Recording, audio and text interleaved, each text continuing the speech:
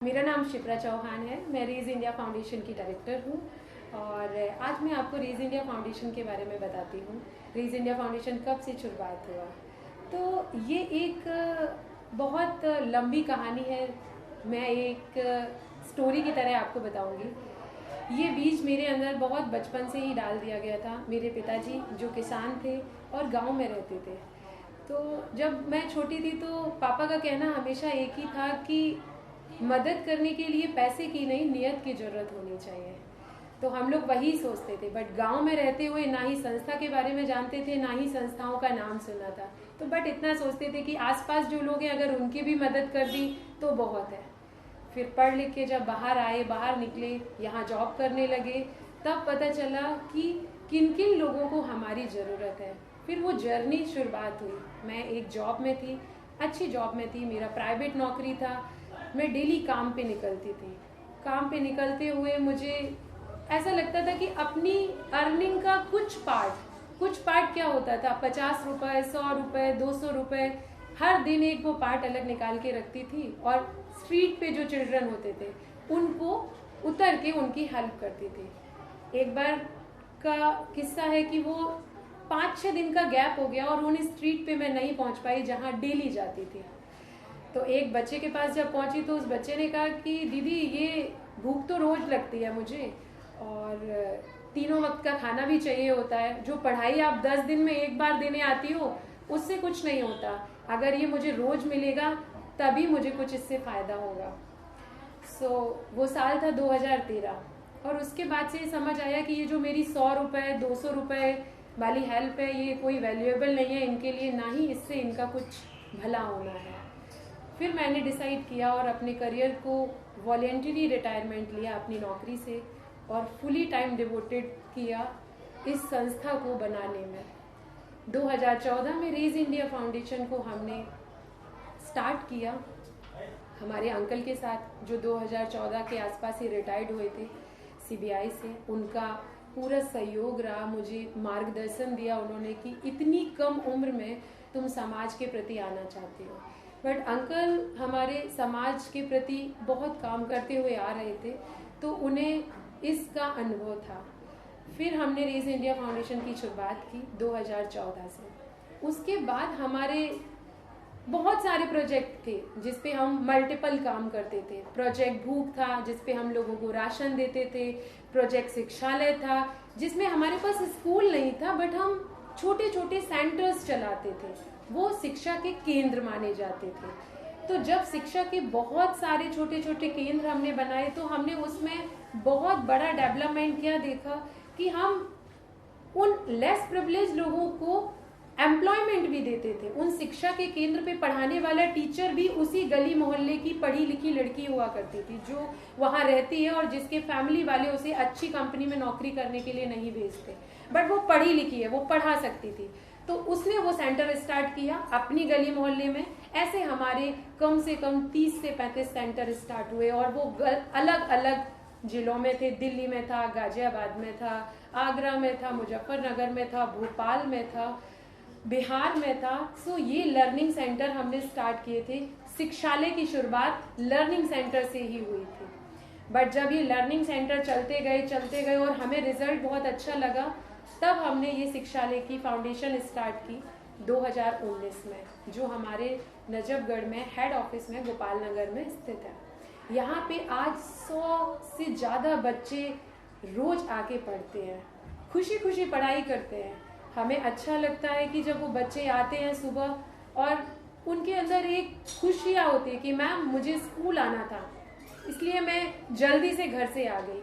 But ये आसान नहीं था क्योंकि ये वो बच्चे हैं जिनके माँ बाप रोजंदारी पे काम करते हैं, दिहाड़ी पे काम करते हैं, मजदूरी का काम करते हैं।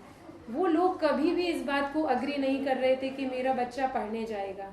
क्यों? क्योंकि जब मैंने उन्हें बताया, घर घर जाके सर्वे किया, ये शिक्षालय खुलने से पहले हमारा प्रोजेक्ट सर्वे का था। जब हमने सर्वे किया तो उन्होंने बोला मैडम हम अपना बच्चा क्यों भेजें, वो 3-4 घंटे में 200 से 300 रुपए कमाता है, वो यहाँ क्यों आएगा, क्या ही करना है उसको पढ़ के।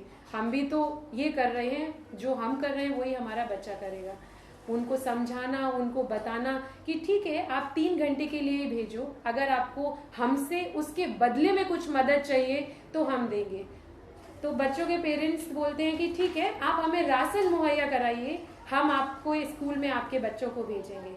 उसी के साथ साथ शिक्षालय ने उसी दिन से जब ये स्टार्ट हुआ तो उन्होंने ये कंसेप्ट रखा कि जितने भी बच्चे यहाँ 100 बच्चे अगर पढ़ते हैं तो उन 100 बच्चों की फैमिलीज को राशन एवरी मंथ एक किट मुहैया कराई जाती है। उस किट का मकसद क्या है? उस किट का मकसद ये है कि जो बच्चा यहाँ आ रहा है, एक फैमिली में लेट सपोज 3 बच्चे हैं, वो तीनों बच्चे यहाँ आ गए, अब 3 बच्चे हैं, माँ बाप काम पे नहीं जा पा रहे, माँ बाप को नई काम मिला, नई रोजंदारी मिली, नई दिहाड़ी मजदूरी मिली, तो उस किट में एक 25 केजी की किट में इतना राशन होता है कि वो 3 बच्चे और माँ बाप 1 महीना बिना कुछ किए हुए भी खाना खा सकते हैं। तो शिक्षालय का असल मतलब यही हुआ कि बच्चा स्कूल में आके शिक्षा ले रहा है, घर में उसको एक राशन की किट जा रही है, तो उनके पेरेंट्स काफ़ी हद तक इस बात के लिए कन्विंस हो गए कि ठीक है रेज इंडिया फाउंडेशन हमें काफ़ी सपोर्ट कर रहा है और हमारे बच्चे रेगुलर जाएंगे। जब ये रेगुलर वाला कंसेप्ट आया तब एक रिलीफ आया कि अब बच्चे पढ़ लेंगे। 2019 से लेके 2022 तक हमारे बहुत बच्चे बहुत अच्छे से डेवलपमेंट हो रहे हैं। हमने अभी कंप्यूटर लैब की शुरुआत कर दी है। अब कंप्यूटर और डिजिटली दुनिया में बच्चे तब डेवलप अच्छे से करने लगे जब कोरोना के टाइम पे सारा देश शांत था, हमें पता ही नहीं था कि ये कब खत्म होगा भी या नहीं होगा। तब रेज इंडिया फाउंडेशन ने 6 महीने इंतजार किया, 3 महीने पहले 3 महीने इंतजार किया, फिर 6 महीने के बाद जब हमें लगा कि नहीं है तब हमने प्रोजेक्ट ई शिक्षालय को लॉन्च किया और यही लेस प्रिविलेज बच्चे जो हमारे स्कूल में आते थे उन बच्चों को टैबलेट कम लैपटॉप डिस्ट्रीब्यूट किए जिससे कि उनकी पढ़ाई भी ऑनलाइन हो। ये वाला मोमेंट उन बच्चों के लिए इतना हैप्पी था कि उन्हें लगा इससे अच्छा कुछ नहीं है, मतलब इतना उनको लग रहा था कि अब हम भी ऑनलाइन पढ़ पाएंगे, क्योंकि किसी भी लेस प्रिविलेज या रिक्शा पुलर या जो काम वाली मेड है उनके यहाँ इतने फ़ोन या एक भी फ़ोन ऐसा नहीं होता कि वो बच्चे के लिए असाइन कर दिया जाए कि बेटा तुम भाई बहन बैठ के इसमें पढ़ लो। सो जब वो दिया गया और उसके बाद 1 साल तक उनको ऑनलाइन शिक्षालय ने शिक्षा प्रदान की ई शिक्षालय के थ्रू। तो जब वो शिक्षा चलती रही तो उन्हें डिजिटली पढ़ना भी आ गया, सीखना भी आ गया और वो बहुत खुश थे कि मैम अब तो हम आर्ट भी कंप्यूटर में बना सकते हैं, अब हम राइम्स भी देख सकते हैं, हम यूट्यूब भी देख सकते हैं। क्योंकि बच्चा गरीब का हो या अमीर का हो, बच्चा तो बच्चा ही है। ऐसा नहीं है कि केवल अमीर के बच्चों को ही डिजिटली पढ़ना या टाइम स्पेंड करना अच्छा लगता है, हर किसी को अच्छा लगता है।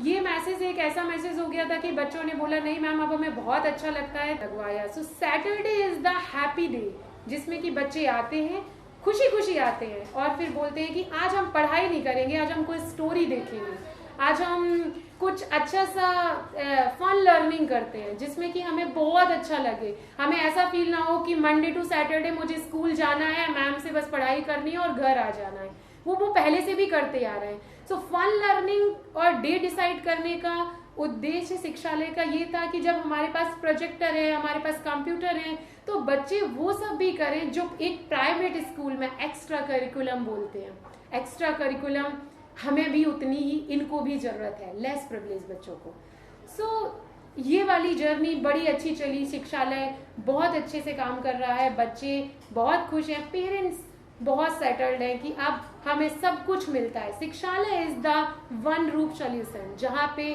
बच्चे के पेरेंट्स को किट मिलती है, बच्चा स्कूल आता है।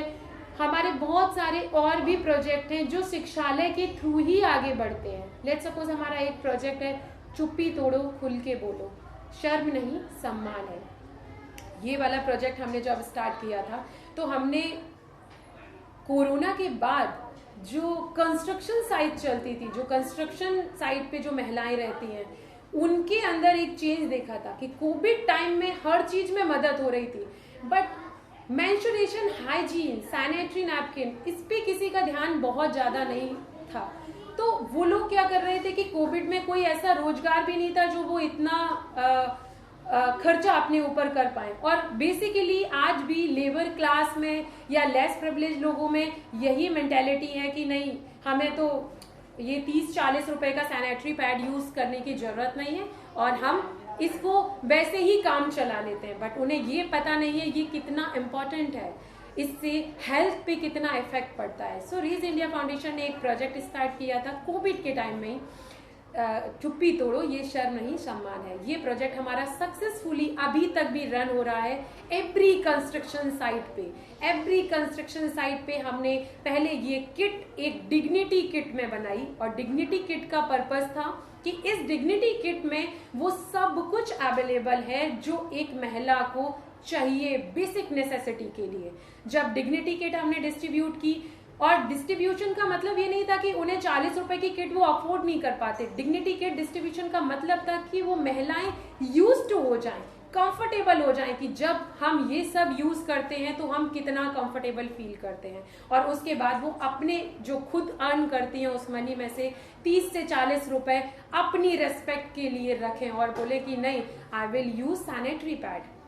वो जब ये प्रोजेक्ट स्टार्ट हुआ, और ये प्रोजेक्ट हमारा आज भी चल रहा है। आज भी हमारी बहुत सारी कंस्ट्रक्शन साइट दिल्ली में है जिनमें हमारे डिस्पेंसर लगे हुए हैं।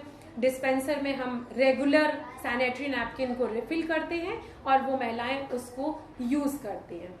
फिर रीज इंडिया फाउंडेशन का जब कोविड का टाइम आया तो सबसे मुश्किल टाइम हमारे लिए वही था, क्योंकि हम लोग भी बहुत ज्यादा स्टेबल नहीं थे कि नहीं अब हम इस टाइम में क्या लोगों की हेल्प करें, क्योंकि हर जगह सब कुछ हो ही रहा था। कोई किसी तरीके से हेल्प कर रहा था, कोई किसी तरीके से। तो हमने एक जब नेशनल लॉकडाउन स्टार्ट हुआ था, जो 21 डेज का नेशनल लॉकडाउन था, उसमें हमने स्टार्ट किया था खाना खिलाओ पुण्य कमाओ। वो प्रोजेक्ट हमारा ऐसा प्रोजेक्ट था जो हमने खुद जा के लोगों को इतना सब कुछ सपोर्ट किया था। सैनिटरी नैपकिन, फूड, टॉर्च, उनको जो भी ड्राई राशन, जो भी उनको रिक्वायरमेंट होता था वो हम सब प्रोवाइड कराते थे। और ये नंबर बहुत अच्छा नंबर था। अराउंड 15 to 16 लाख पीपल इससे बेनिफिटेड हुए हैं। और ये प्रोजेक्ट पहले हमने 21 दिन के लिए स्टार्ट किया था, माननीय मोदी जी के उसमें, कि उन्होंने बोला था कि सबको इस नवरात्रि में, कोरोना काल में लोगों की बढ़ चढ़ के मदद की है, करनी पड़ेगी। बट उसके बाद ये प्रोजेक्ट हमारा 65 डेज के लिए गया था, खाना खिलाओ पुण्य कमाओ। अभी रेज इंडिया फाउंडेशन आगे के प्लान्स में अगर हम जाते हैं तो हमारा एजुकेशन के प्रति रुझान शुरू से ही था कि एजुकेशन में कुछ इतना अच्छा करना है, बच्चों के लिए कुछ इतना अच्छा करना है। अब हमारा सबसे बड़ा कंसेप्ट है स्ट्रीट चिल्ड्रन। अभी तो हमारा जो शिक्षालय चल रहा है, जो नजफगढ़ एरिया के लोग हैं, जो नजफगढ़ में लेस प्रिविलेज लोग हैं, वो यहाँ पढ़ रहे हैं। हमारे जो सेंटर्स चल रहे हैं उसमें वो लोग पढ़ते हैं जो जुग्गीज के लोग हैं, जो अलग अलग एरिया में जुग्गी बनी है और वो अलग अलग स्टेट में पढ़ रहे हैं। अब तीसरा कंसेप्ट जो हमारा स्टार्ट होने वाला है वो स्ट्रीट पे है। स्ट्रीट का चिल्ड्रन, जो बच्चा एक रेड लाइट पे खड़े होके भीख मांगता है, उसके पेरेंट्स अलाउ नहीं करते, स्कूल तो दूर, उसे दूसरी रेड लाइट पे जाना ही अलाउ नहीं करते। वो उनका घर है, वो रेड लाइट ही उनका प्लेस है, वो रेड लाइट ही उनका हैप्पी प्लेस बनाना है रेज इंडिया फाउंडेशन को। वो रेड लाइट ही ऐसा प्लेस बन जाए उनका, जहाँ पे उन्हें शिक्षा भी मिले, उन्हें सम्मान भी मिले और उनका समय खराब ना हो। क्योंकि ना तो उनके पास आधार कार्ड है, ना राशन कार्ड है, ना उनको राशन, उनका अगर कुछ है तो वो गाड़ियों के आगे जाके बच्चों को पैसे मांगना। ये कंसेप्ट अभी हम आगे वाले फ्यूचर प्रोजेक्ट्स में लाना चाहते हैं। जो हमारा चौथा प्रोजेक्ट होगा शिक्षालय के लिए, वो स्ट्रीट से रिलेटेड होगा।